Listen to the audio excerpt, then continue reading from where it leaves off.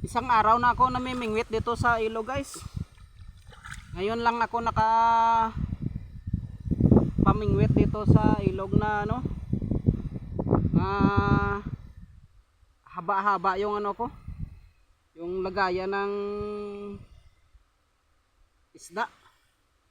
Sa buong isang araw kong namimingwit dito sa ilog, ito lang yung huli ko. Okay na ito, guys.